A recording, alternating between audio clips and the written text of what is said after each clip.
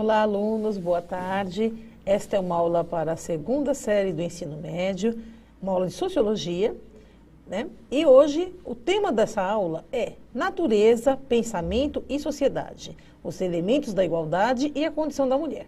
Eu sou a professora Márcia, estarei fazendo com vocês a interação através do chat e apresento a vocês, né, o professor que irá ministrar nossa aula, o professor Marconi. Boa tarde, professor. Boa tarde, acho que já boa noite já, tá, né, professor? É, já está na hora de dar boa noite, né, gente? gente? Boa noite, Obrigado então. pela acolhida. Olha só, gente. Então, vamos dar uma olhadinha aqui em quais são, né, os conteúdos que nós iremos trabalhar na aula de hoje. Filosofia, política e ética, homens e mulheres. E quais são as habilidades, então, que nós iremos trabalhar? Analisar a condição dos seres humanos a partir da reflexão filosófica sobre as diferenças e igualdade entre homens e mulheres. Muito obrigado, professora. Gente, ó, vejam bem. Primeiramente, só fazendo duas observações, ou talvez até mesmo três. Primeira observação, vocês viram que apareceu no PPT para vocês Sociologia. Eu não estou substituindo a Fabiana, não precisa crucificar o centro de mídias, porque o professor de Filosofia agora vai dar Sociologia. Eu sei que vocês amam, veneram a professora Fabi, então fiquem tranquilos que ela continua sendo a professora de Sociologia de vocês. Foi só um errinho nosso aí na produção, tá? Então, é a aula de Filosofia da segunda série. E vocês perceberam também que não é a Maria Fernanda que está aqui, a professora Márcia Janine, tá, gente? Mas não se preocupem. Inclusive, essa era a minha terceira observação, porque eu sei que vão perguntar, cadê a Maria Fernanda? Né? Eu estou brincando que a Maria Fernanda ela é muito inteligente, galera, muito.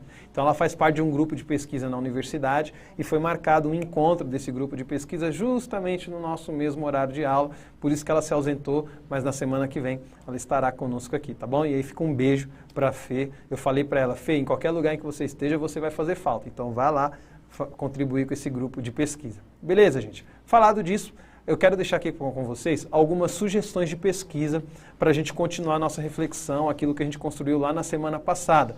Lembrando que na semana passada eu trouxe uma aula trazendo talvez um pensamento mais preconceituoso, digamos assim, né? Como que a mulher era vista lá no início, na primeira metade, melhor dizendo, do século XX, nos anos 1920 e poucos, com aquele decálogo da esposa. A gente viu qual que era a visão que se tinha da mulher já dentro do iluminismo, de acordo com alguns escritos do Kant e também do Rousseau. A Maria Fernanda fez até aquela consideração para a gente, ó, gente, não precisa crucificar o Rousseau, chamar ele de machista, nada disso não, porque todo mundo é fruto do seu tempo. Nós pensamos como pensamos hoje porque estamos inseridos neste tempo.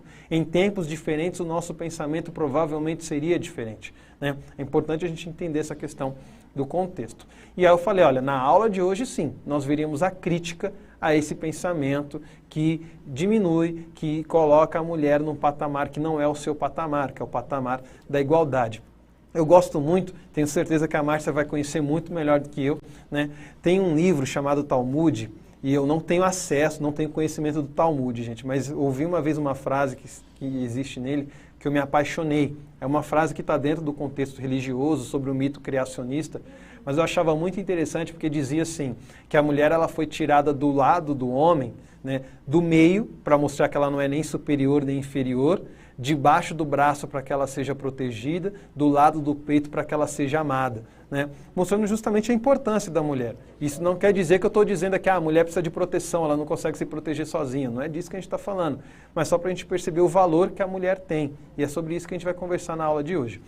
Trazendo para vocês algumas sugestões de pesquisa dentro da ótica da nossa aula, eu quero pedir que vocês, sugerir melhor dizendo, uma pesquisa sobre a vida-obra da Olympe de Gouges, Simone de Beauvoir e Judith Butler, todas elas pensadoras, algumas inclusive datam aí a Olympe do próprio iluminismo, que trazem essa crítica ao pensamento preconceituoso que inferioriza a mulher. Fazer uma pesquisa sobre a condição da mulher nas perspectivas do Diderot e do D'Alembert, que são pensadores também da época do iluminismo e que criticam esse pensamento que coloca a mulher numa condição de desigualdade diante do homem. E também fazer uma pesquisa sobre a participação e a condição da mulher na política contemporânea, gente. Afinal de contas, a gente está em ano eleitoral, inclusive, e a gente sabe que a representatividade da mulher na política ainda é muito baixa. Tanto é que hoje você tem lá sistemas de cotas na política para tentar incentivar a uma participação maior da mulher nas eleições, nas representatividades políticas, né? E aí os partidos têm uma cota que eles precisam preencher para garantir essa inserção da mulher. Então é importante a gente discutir essa participação da condição da mulher na política contemporânea. Eu tiro pela minha esposa não é da área da política, né? Mas ela trabalha, por exemplo, num departamento que deve ter lá em torno de 90 pessoas, ela atua na área da segurança, né? E deve ter no grupo dela em torno de 6, 7 mulheres, o restante é tudo homem, né?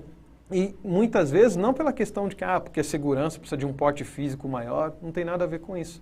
Mas são áreas que, historicamente, estabelecem, prevalecem, melhor dizendo, uma presença masculina em detrimento da presença feminina. Então, discutir sobre a condição da mulher em qualquer contexto já é válido. Eu estou propondo para vocês aqui na política contemporânea, mas vocês podem fazer essa pesquisa em outros momentos. Beleza?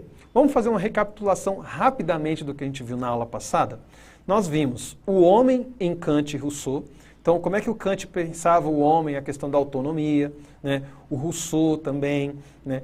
E, ao mesmo tempo, a visão da mulher com relação ao Kant, aquela visão de que a mulher ela não tinha capacidade de juízo moral. Na questão do Rousseau, a gente trouxe aqui até o exemplo da Sofia, mostrando como que o Rousseau previa a educação do Emílio, que era o modelo ideal da infância masculina, e a educação da Sofia, que seria o modelo ideal da mulher, né, que é prestativa, que vive em função do marido, na verdade, né? Então a gente viu um pouco dessas perspectivas, falamos sobre o decálogo da esposa, aquele artigo que surgiu na Revista Feminina de 1924, né, trazendo lá os 10 mandamentos da mulher, digamos assim, e depois falamos sobre desigualdade de gênero, né? Inclusive mostrando como que a condição da mulher em diversos aspectos, por mais que a mulher tenha conquistado espaço, saído do ambiente doméstico, desbravando diversos setores, no ramo empresarial, em diversas profissões, ainda persiste uma desigualdade. Infelizmente, gente, a minha memória ela já está falhando. Mas eu nunca esqueço, né, eu sou professor da Diretoria de Ensino de Taboão da Serra, né, lá aqui em São Paulo, faz divisa ali com Embu.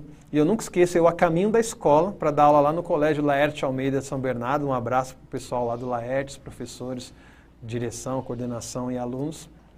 E eu lembro que eu estava escutando uma reportagem no rádio quando eu estava indo para a escola, que falava que no ritmo que o salário da mulher estava crescendo para se equiparar ao salário dos homens, levaríamos cerca de, se eu não me engano, 117 anos para que o salário das mulheres fossem iguais ao salário dos homens.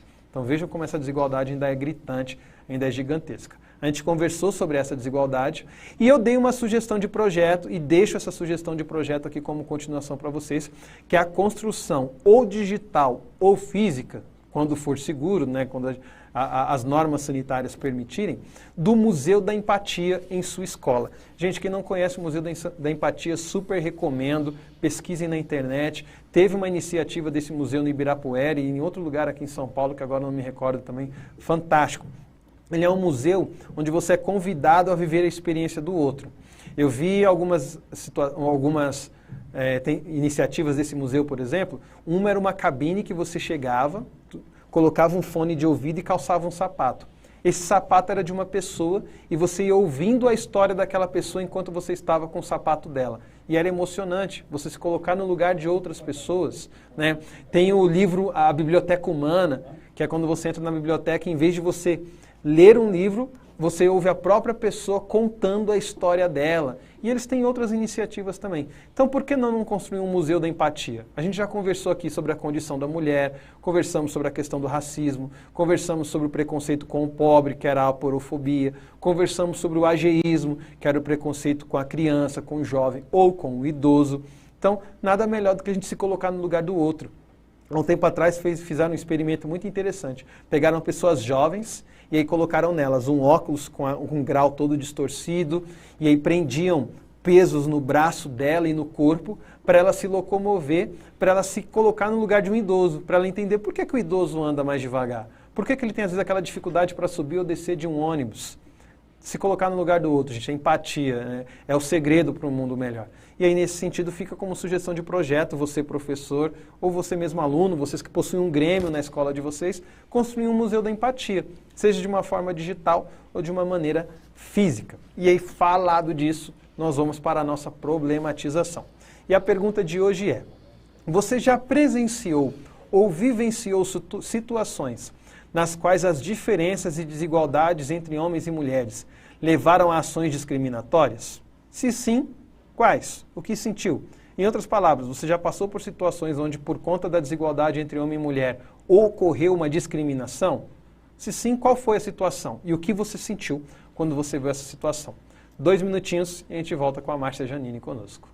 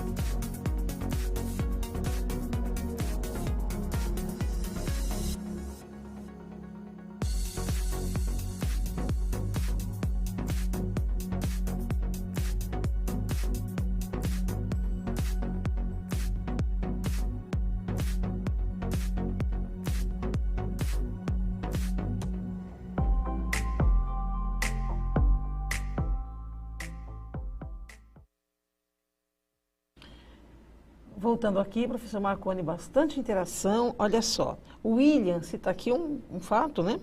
Bem interessante. Sim, meu irmão foi limpar o fogão e minha mãe chamou ele de moça. Né? Uma situação aqui, né, de constrangimento aí. Verdade. Tá? O Yuri cita aqui que, sim, no futebol os homens ganham muito mais que as mulheres. Isso é verdade. Estava discutindo isso agora, gente. É por acaso, né? Por coincidência, sim. Tá? Vamos ver, tem mais algumas aqui bem interessantes. Faz mais uma, professora, que a gente avança que vai ter mais momentos, tá, gente? Da gente compartilhar. Bem interessantes. Ó, a Amanda citou aqui, olha só. Quando fui procurar emprego e só contratavam homens.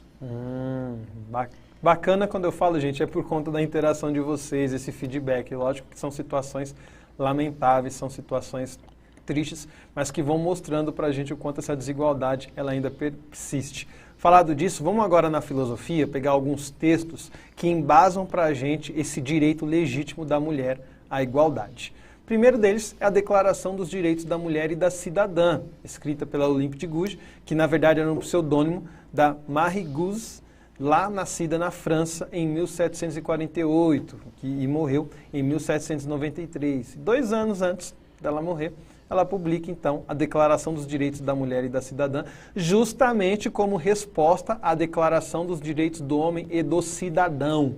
Né? Calma aí, como é que a mulher está de fora? Então, vamos fazer a nossa declaração. E vejam só o texto interessante que ela produz. Ela diz o seguinte, no seu preâmbulo: mães, filhas, irmãs e mulheres representantes da nação reivindicam constituir-se em uma Assembleia Nacional, considerando que a ignorância, o menosprezo e a ofensa aos direitos da mulher são as únicas causas das desgraças públicas e da corrupção no governo, resolvem expor em uma declaração solene os direitos naturais, inalienáveis e sagrados da mulher. É muito perspicaz, gente, a visão dela, primeiro porque ela vai dizer o seguinte, olha, por que nós temos problemas? Porque a mulher também não participa, ela tem essa visão, né? Todos precisam participar, porque todos convivem em sociedade. E ela fala, olha, as pessoas estão ou ignorando, porque desconhecem, ou menosprezando o direito da mulher, né, a participar. Né? E nesse sentido isso acaba gerando a corrupção. Isso na visão dela é sempre importante a gente frisar. Eu sempre digo, gente, eu dizia isso para os meus alunos na sala de aula, eu visto a camisa do tema que eu estou trabalhando. Se eu estivesse trabalhando aqui liberalismo, todo mundo ia falar que eu sou liberal. Se eu estivesse trabalhando marxista, todo mundo ia falar que eu sou marxista. E o meu objetivo é esse mesmo, porque a minha proposta é trazer para vocês as diferentes visões, tocar para vocês e aí vocês escolhem se vão fazer o gol, se vão tocar de novo, se vão cavar o pênalti, aí é com vocês. Mas o nosso papel aqui é trazer para vocês munição, digamos assim, munir vocês de condições de fazerem as suas escolhas. E aí a Olímpia ela continua dizendo, olha, o direito da mulher ele é ignorado ou menosprezado, então a gente precisa reafirmar que essa mulher ela tem um direito que é natural, é da natureza, primeiro, que é inalienável, né? Lembrando que o que é inalienável é aquilo que você não pode transferir. Agora há pouco nós estávamos numa aula com o 3º ano sobre a liberdade e eu dizia isso. Inalienável é algo que você não dá para ninguém, que você não renuncia. A liberdade ela é irrenunciável. Você não pode dizer, eu não vou ser livre. Porque você só pode dizer que você não vai ser livre porque você é livre para dizer isso. E a partir do momento que você recusar essa ideia, ela está recusada. Né? Então é inalienável a liberdade. E mais, ela ainda vai dizer que esse direito da mulher é sagrado. E aqui a gente pode enxergar o sagrado, galera, de 2 pontos de vista. No sentido religioso, né, que é o sentido comum, mas também no sentido da própria palavra. Né? A palavra sagrado, ela tem um original que significa separado, reservado, no sentido daquilo que é especial, daquilo que é único. Né? Então é importante enxergar o direito da mulher dessa maneira. Depois disso, a Declaração dos Direitos da Mulher e da Cidadã continua dizendo assim, assim que esta declaração possa lembrar sempre a todos os membros do corpo social seus direitos e seus deveres, que para gozar de confiança, ao ser comparado com o fim de toda e qualquer instituição política, os atos de poder de homens e de mulheres devem ser inteiramente respeitados, e que para serem fundamentadas, doravante, em princípios simples e incontestáveis, as reivindicações das cidadãs devem sempre respeitar a Constituição, os bons costumes e o bem-estar em geral. Veja que a Olímpia ela traz para a gente a ideia de que não é respeitar, respeite a mulher, respeite a todos. Homem e mulher devem ser respeitados. E não vem achando que a gente está defendendo aqui que a mulher pode fazer o que ela quer, porque ela mesma coloca, olha, existe um limite, existe algo a ser respeitado. E o que é esse algo? A Constituição. A Constituição deve ser respeitada. As cidadãs devem respeitar a Constituição, devem respeitar os bons costumes, devem respeitar o bem-estar geral. Lembrando, essa é uma visão de um contexto, de uma época. Nós estamos falando aqui do século XVIII. Hoje alguns podem discordar do padrão imposto de bem-estar geral, do padrão imposto do que seriam os bons costumes, que é uma discordância totalmente legítima. Depois disso, lido o preâmbulo, vamos ver os destaques da declaração, nos artigos, melhor dizendo, da Declaração dos Direitos da Mulher e da Cidadã. Eu não vou ler tudo, gente, senão vai ficar muito extensa a nossa aula e a gente tem muito a conversar ainda. Mas eu quero ler os destaques. Vejam bem no artigo 1º, por exemplo. Ela vai dizer que a mulher nasce livre e tem os mesmos direitos. Né? A mulher tem os mesmos direitos do homem. Ela só pode ter uma distinção social se isso for de interesse comum, ou seja, de interesse do homem e da mulher, de interesse da sociedade. Então não é aceitar uma diferenciação porque contribui com uns, mas vai prejudicar outros. Não, é de interesse comum. É de interesse comum que uns cumpram uns papéis e outros cumpram outros, de comum acordo, com uma escolha livre e autônoma. Bacana. Do contrário, todo mundo tem o mesmo direito e, nesse sentido, a mesma responsabilidade. No artigo 16, ela vai dizer a Constituição é nula se a maioria dos indivíduos que compõem a nação não cooperou na sua redação. E olha como ela é incisiva nesse momento.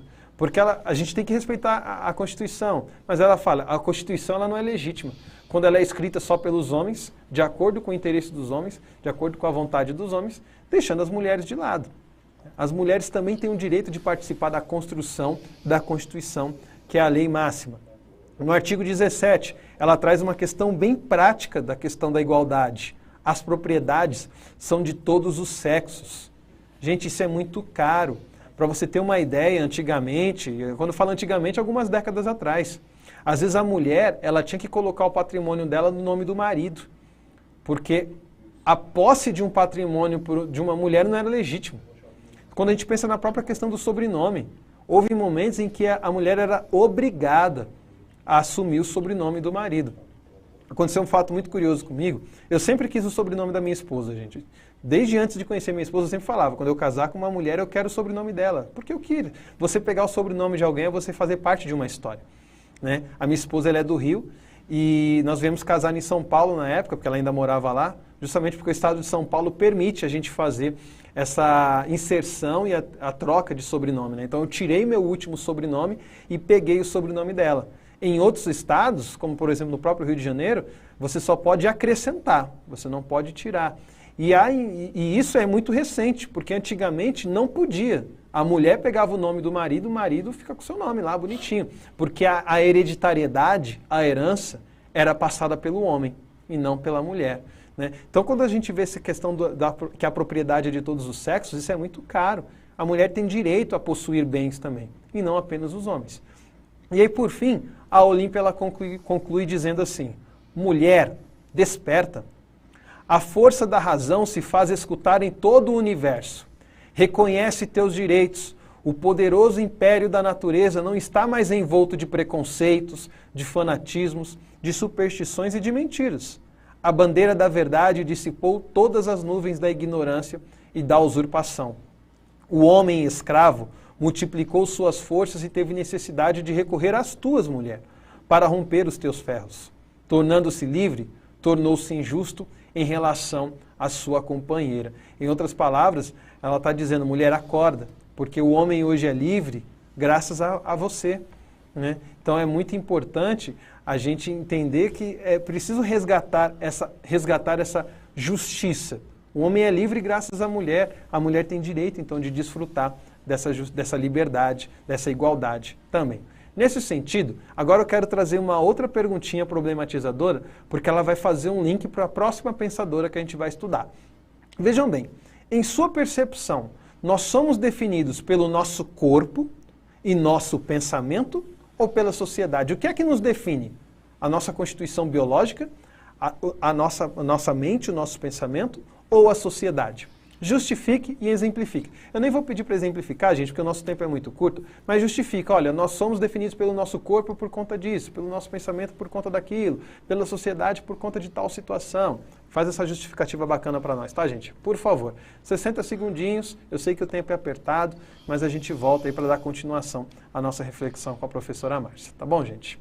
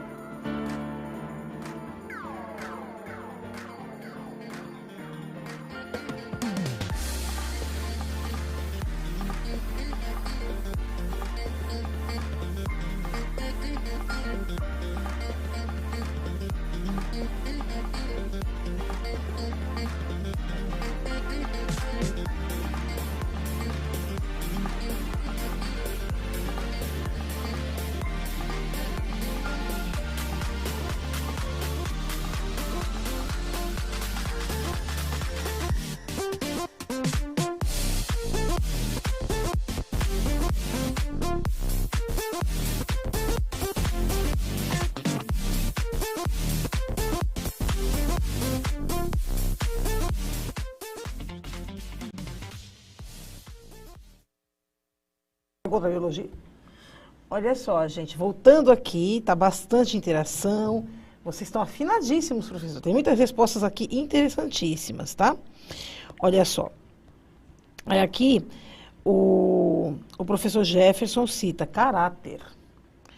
A Anne, pensamento. A Viviane cita nosso status na sociedade. O Gabriel citou nossa mente, pois é ela quem manda. A Fernanda pelo nosso pensamento. E o William citam os três, porque estão interligados. Bacana, hein, William? Gente, como vocês sempre sabem, eu sempre falo, o nosso tempo é curto.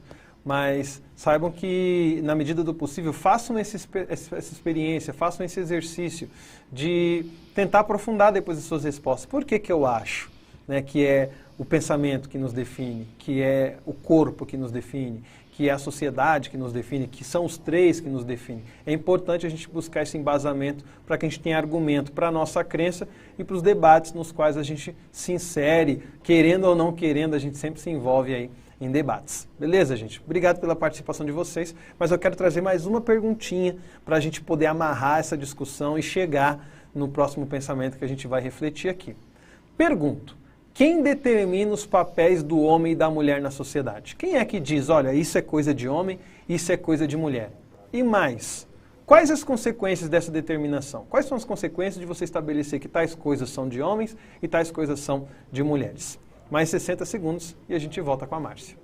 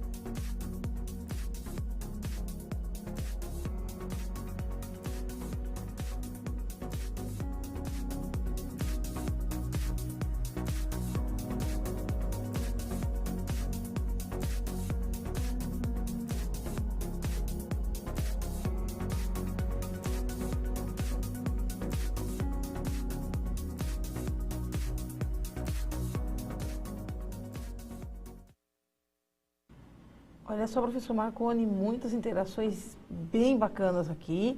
Mais uma vez, o pessoal está de parabéns nesse chat, viu? Olha só. E o Matheus, ele cita aqui, foi um dos que eu mais gostei, né? O senso comum, a desigualdade e o preconceito. Determinam, né, esses papéis, tá? Uhum.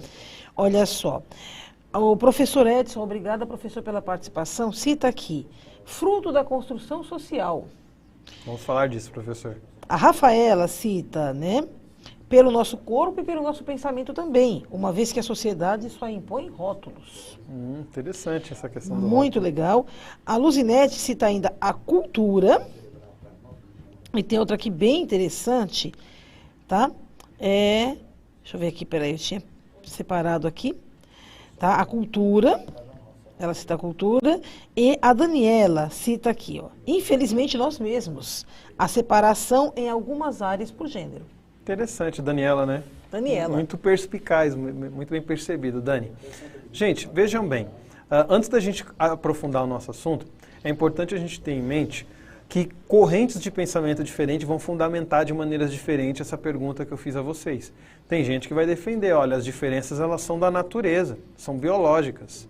Né? Por quê? E aí você tem toda uma construção, às vezes dita científica, teórica, para fundamentar, para legitimar isso. Outros vão dizer, não, é uma questão mental, né? O funcionamento do cérebro humano, do pensamento do masculino e do feminino é diferente. Né? E Jung trabalhava essas ideias dos arquétipos, né? Então, nós temos um padrão de pensamento ligado ao masculino, ao feminino, e outros vão dizer, é uma construção social. E aí mesmo, os que defendem essa visão, mesmo as diferenças biológicas que nós notamos, mesmo as diferenças no campo do pensamento que a gente percebe, eles vão dizer que elas existem, mas só existem porque foram construídas por imposição social. Isso foi se reproduzindo em grande escala, parece natural, parece comum, parece fazer parte da mente ou do corpo, mas na verdade foi construído socialmente e historicamente. Então nós temos perspectivas diferentes, cada uma com a sua fundamentação. Por isso que esse é um tema que exige da gente reflexão, aprofundamento, estudo, para que a gente consiga ter uma percepção mais completa e fazer as nossas escolhas de pensamento e de ação diante da condição do homem e da mulher, que é a habilidade que nós estamos trabalhando aqui hoje. Antes da gente entrar num pensamento de uma próxima pensadora, eu só queria mostrar para vocês como que a própria lei, muitas vezes, ela reforça a desigualdade. Veja esse decreto, gente. O decreto número 3.199, que foi editado lá no dia 14 de abril de 1941. Só tem 80 anos o negócio. Vejam só o que ele dizia. Às mulheres não se permitirá a prática de desportos, ou seja, de esportes incompatíveis com as condições de sua natureza, devendo, para este efeito, o Conselho Nacional de Desportos, ou seja, de esportes, baixar as necessárias instruções às entidades desportivas do país. Galera, essa lei ela foi escrita num contexto para justamente limitar a participação de mulheres em determinados esportes. Então, haviam esportes que eram proibidos, a mulher ela não podia fazer. E isso está dentro de um ideário, de uma lógica de pensamento, que é aquela lógica da mulher que deve ficar em casa, cuidando dos filhos, cuidando da casa, sendo ali a administradora do lar, digamos assim, cuidando das principais funções, que seriam as funções da mulher, a educação, o cuidado com o lar e a progenitura, né? Gerar filhos. Então, é dentro desse contexto que surge esse tipo de pensamento que vai estabelecer que determinados esportes não devem, não podem ser praticados pela mulher. Falado disso, nós vamos refletir aqui de uma maneira bem singela, gente, sobre uma obra chamada O Segundo Sexo. Essa obra ela foi escrita em 1949 pela Simone de Beauvoir, que é uma pensadora francesa, uma filósofa, que discute sobre essa questão da desigualdade. E ela traz alguns pontos muito interessantes. Primeiro ponto que ela traz, ela vai dizer, olha, a condição da mulher, ela não é decorrente, ela não é consequência de diferenças biológicas, de diferenças naturais, mas de fatores sociais que foram impostos pelos homens e aceitos pelas mulheres. Então, na visão da Simone, a gente pode até puxar um fiozinho aqui, gente, para a teoria da evolução, para exemplificar.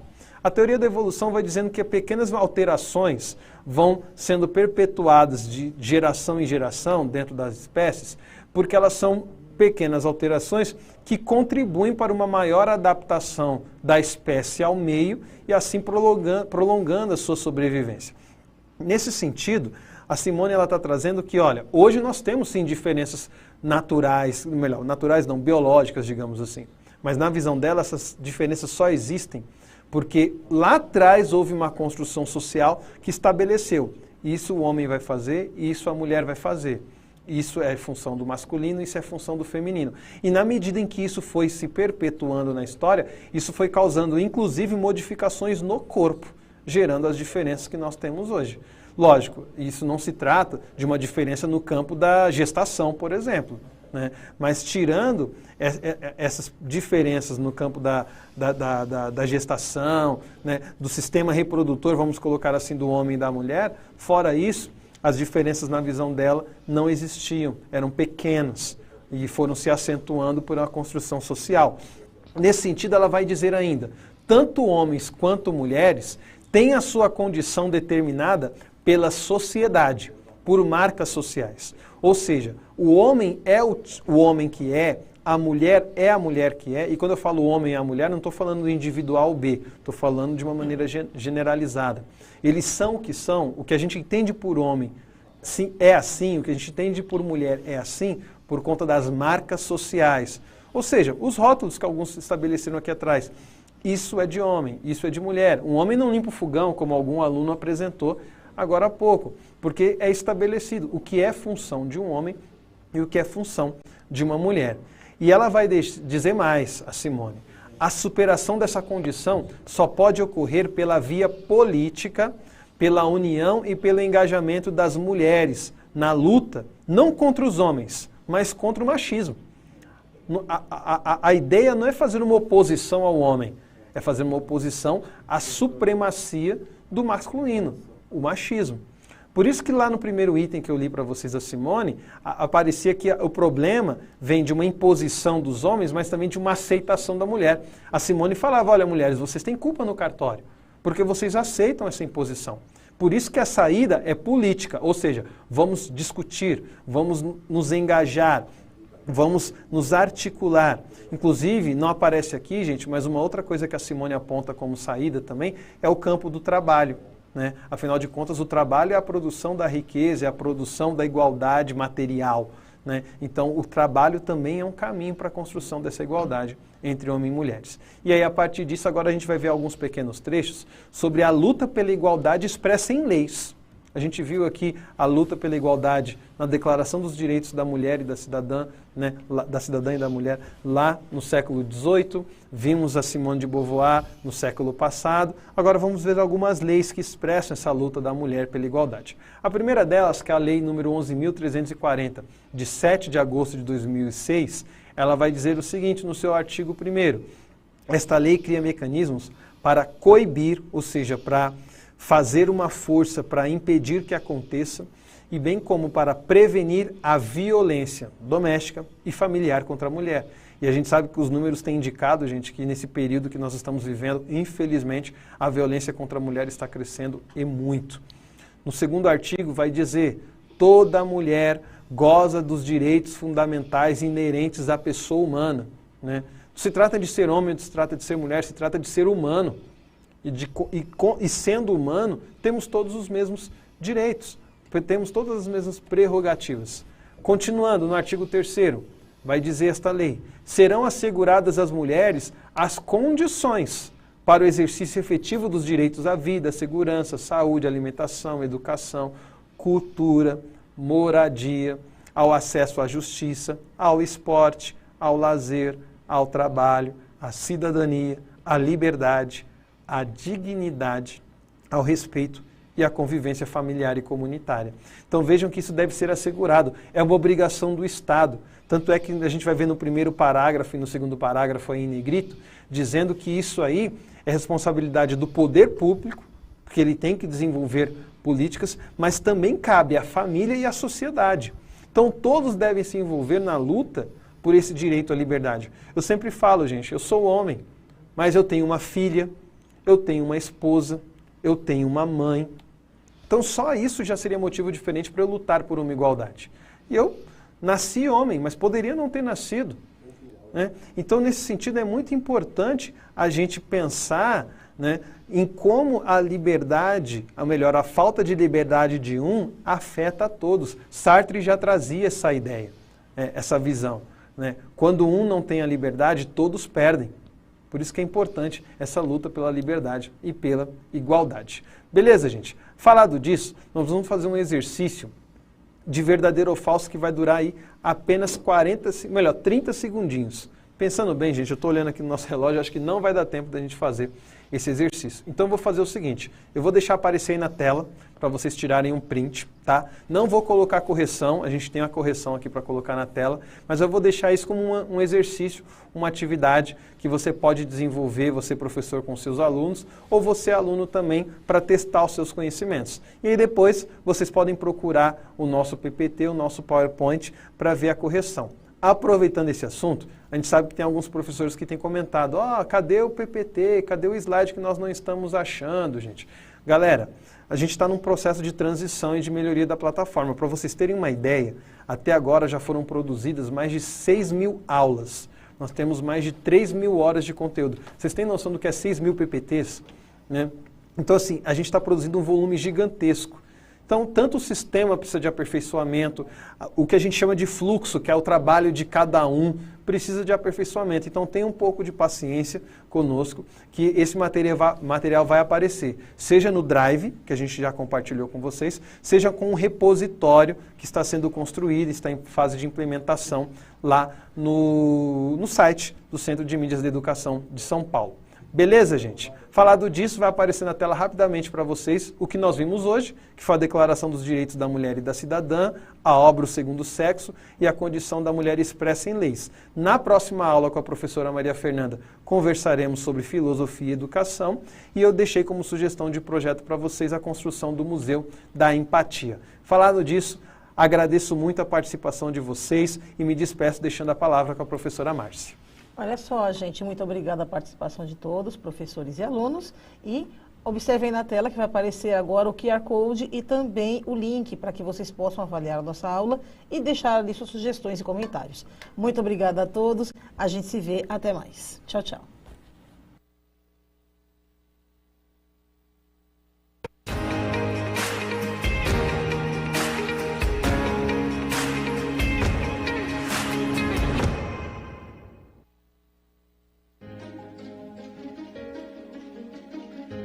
A escola pode estar distante, mas as aulas não. Por isso, o governo de São Paulo criou um aplicativo online de aulas com chats para todos os estudantes da rede pública de ensino durante a quarentena. O acesso à internet é gratuito e você ainda pode assistir às aulas ao vivo nos canais digitais da TV Cultura. Baixe o aplicativo e estude.